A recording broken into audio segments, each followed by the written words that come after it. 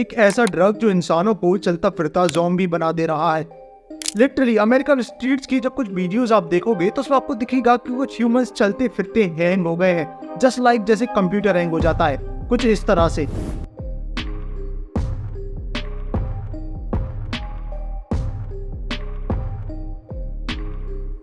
अब जिस ड्रग के कारण हमें कुछ ऐसे भयानक दृश्य देखने को मिल रहे हैं, इस ड्रग का नाम है ज़ाइलाज़ीन।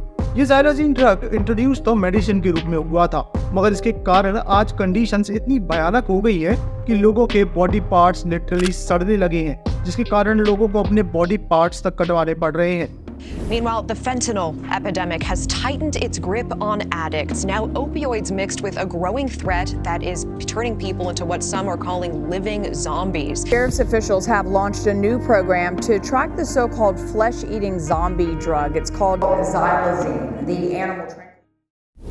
अब ये पूरी बात शुरू होती है 1962 में, जब बायोसिन कॉर्पोरेशन नाम की एक कंपनी ने ज़ाइलाज़ीन ड्रग को एज अ पेन रिलीफ और एक सेडेटिव यानी कि बेहोश करने वाली दवा के रूप में मार्केट में इंट्रोड्यूस किया था।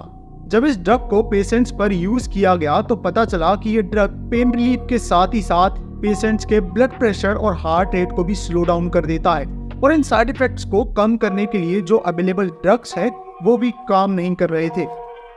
क्योंकि ये जो ज़ाइलाज़ीन है ये एक ऐसा सेडेटिव और बहुत ही ज़्यादा एडिक्टिव ड्रग है जिस पर कोई भी अपना स्टैंडर्ड ट्रीटमेंट काम नहीं करता है। जिसके बाद एज एक्सपेक्टेड FDA को इस ड्रग के बारे में जानकारी मिली। FDA यानी कि फूड एंड ड्रग एडमिनिस्ट्रेशन, जिन्होंने तुरंत ही इस ड्रग को बैन कर दिया।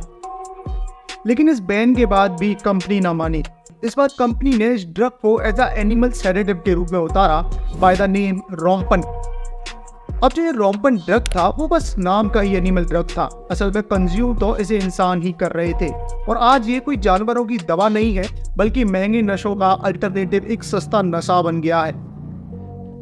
और ऐसा सिर्फ ज़ाइलाज़ीन के साथ ही नहीं है, मेडिकल फील्ड में आपको ऐसे कई सारे ड्रग्स मिल जाएंगे जिन्हें इंट्रोड्यूस तो एज अ एनिमल ड्रग किया गया था, मगर उन्हें यूज कोई और ही कर रहा है, प्राइमरली ह्यूमंस ही यूज कर रहे हैं। अब ज़ाइलाज़ीन ड्रग के साथ असल में ये है कि ड्रग के कंजम्पशन से ह्यूमन मसल्स रिलैक्स होती हैं और बॉडी एकदम शांत हो जाती है, और इसीलिए इनिशियली इस ड्रग को खूब यूज किया गया, इलीगली मार्केट में खूब सप्लाई किया गया। यूएसए में कई डॉक्टर्स भी इसे यूज किया करते थे और इलीगली बेचते हुए पकड़े भी गए थे। मगर सैडली ये देखा गया कि जब इस ड्रग को बैन कर इस पर सख्ती की गई तो इस ड्रग का यूज और भी ज्यादा बढ़ गया। जहां 1966 से लेकर 2014 तक ज़ाइलाज़ीन ओवरडोज के सिर्फ 43 केसेस थे, वहीं अब ये आंकड़ा 20,000 के पार जाने लगा है। और आज तो यूएसए के पेंसिल्वेनिया स्टेट के फिलाडेल्फिया सिटी में सिचुएशंस आउट ऑफ हैंड्स हो गई हैं, जहां ज़ाइलाज़ीन ड्रग एडिक्ट्स को आप स्ट्रीट्स पर कहीं भी हैंग होते देख सकते हो। स्ट्रीट्स पर चलते समय टैबलेट्स, सिरिंजेस, नीडल्स, इस सब तरह का जानलेवा कचरा आपके पैरों के नीचे आता है।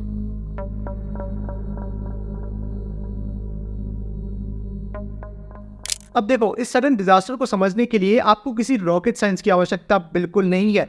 बात सिंपल है, जब आपको किसी महंगे और अच्छे प्रोडक्ट की एक बहुत ही सस्ती कॉपी बनाकर दी जाए जिसकी क्वालिटी ओरिजिनल प्रोडक्ट से भी बेहतर हो, तो ऑब्वियस बात है कि हर कोई उस कॉपी प्रोडक्ट को लेना चाहेगा इंस्टेड ओरिजिनल वाले के। तो बस ऐसा ही कुछ ज़ाइलाज़ीन के साथ भी हुआ है। जितने अमाउंट में कोई एक ड्रग एडिक्ट 1 ग्राम कोकेन या हेरोइन खरीदता है, उस सेम अमाउंट में वो 4000 ग्राम ज़ाइलाज़ीन खरीद सकता है, यानी कि 4000 गुना ज्यादा। और यदि असर की बात करें तो 40 मिलीग्राम ज़ाइलाज़ीन से मिला हाई किसी भी और ड्रग की तरह ही है।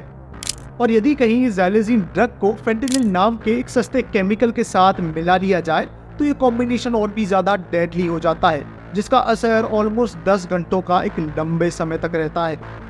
और यही कारण है कि कुछ ही समय में सभी ड्रग एडिक्ट्स दूसरे ड्रग्सों से ज़ाइलाज़ीन पर स्विच कर गए, और सस्ते होने के कारण इसका कंजम्पशन भी बहुत ज़्यादा बढ़ गया। आज यही ज़ाइलाज़ीन और फेंटेनिल का डेडली मिक्सचर यूएसए के स्ट्रीट्स पर ट्रैंक डोप के नाम से बिक रहा है। ये डेडली मिक्सचर सीधे हमारे ब्रेन के हाइपोथैलेमस और एड्रिनल ग्लैंड पर अटैक करता है, जिससे हम अपनी अलर्टनेस खो देते हैं, जिसके कारण हमारे आसपास होने वाली एक्टिविटीज़ पर हमारा बिल्कुल भी ध्यान नहीं होता और बॉडी से हमारा कंट्रोल छूटने लगता है। और यही कारण है कि ज़ाइलाज़ीन ड्रग एडिक्ट्स जो होते हैं वो हमें स्ट्रीट्स पर कहीं पर भी एक कंप्यूटर की तरह ऐसे हैंग होते दिखाई देने लग जाते हैं। और इतना ही नहीं, ये ज़ाइलाज़ीन ड्रग हमारे नर्वस सिस्टम के कम्युनिकेशन मैकेनिज्म को भी सीवियरली अफेक्ट करता है, जिसका रिजल्ट होता है कि हमारी खुद की बॉडी पार्ट्स में ऑक्सीजन नहीं पहुंच पाती है और वो सड़ने लग जाते हैं। ऐसे कई सारे केसेस यूएस में रिपोर्ट किए गए हैं जहां ड्रग एडिक्ट्स के हाथ या पैर सड़ना शुरू हो गए, और क्योंकि वो इन्फेक्शन शरीर के दूसरे हिस्सों में ना फैल जाए इसलिए उन्हें अपने हाथ पैर कटवाने पड़ गए, मगर फिर भी वो ज़ैलाज़ीन के एडिक्शन को नहीं छोड़ पा रहे हैं। ऐसा ही एक सिमिलर केस आपको मिलेगा ब्रुक पेडर का, जो कि एक ज़ैलाज़ीन एडिक्ट है और इसे अपने एडिक्शन के चलते ही अपने पैर को कटवाना पड़ गया था। मगर पैर के कटवाने के बावजूद भी ब्रुक यहाँ नहीं रुकी। इनफैक्ट पैर को कटवाने के बाद उसकी ज़ैलाज़ीन की लत और भी ज्यादा बढ़ती चली गई। आज भी ये ज़ैलाज़ीन कंज्यूम करती है, जिसके कारण अब इसके हाथों का सड़ना भी शुरू हो गया है। इसके बारे में आप ऑनलाइन और भी ज्यादा पढ़ सकते हो, इसकी स्टोरी को एक्सटेंसिवली सभी ने कवर किया है। अब जो ये ड्रग्स का एक डेडली कॉम्बिनेशन है, ये ह्यूमन ब्रेन और बॉडी को कुछ इस प्रकार जकड़ लेता है कि इवन बैन इंसान की बॉडी सफर कर रही है, वो इस ड्रग को छोड़ना चाहता है, मगर ना चाहते हुए भी उस इंसान को इस ड्रग को लेने के लिए मजबूर होना पड़ता है। अब इस विषय की गंभीरता तो हमें इसी बात से समझ आती है कि आज हर मेन स्ट्रीम मीडिया इस टॉपिक को एक्सटेंसिवली कवर कर रहा है with the name zombie city या ज़ॉम्बी ड्रग। आज सिर्फ यूएस में ही नहीं, कई और भी वेस्टर्न कंट्रीज में भी कुछ केसेस ज़ैलाज़ीन ड्रग से रिलेटेड हमें मिल रहे हैं। भारत में भी हमें ध्यान देना चाहिए बॉर्डर शेयरिंग स्टेट्स, खास करके पंजाब पर, कि कहीं पाकिस्तान से ये ड्रग हमारे भारत के यूथ को बर्बाद करने के लिए इंट्रोड्यूस ना किया जाए। और इनकेस यदि आप अभी एक स्टूडेंट हो तो मेक श्योर कि अपने पूरे जीवन में कभी भी किसी भी प्रकार के नशीले पदार्थ को आप टच भी ना करो और ईश्वर के द्वारा दिए गए इस मानव जीवन की रक्षा करो। और यदि वीनस पर एलियन लाइफ के एग्जिस्टेंस के बारे में जानना चाहती हो या साइंटिफिकली समझना चाहती हो कि कैसे होमोसेक्सुअलिटी ह्यूमन सोसाइटी को बर्बाद कर सकती है, तो स्क्रीन पर दिख रही मेरी इन वीडियोस को चेकआउट करना बिल्कुल नहीं भूलना। बाकी वेद, साइंस एंड मैथ्स पर अपने डिस्कशन यूं ही चलते रहेंगे। जय मां भारती।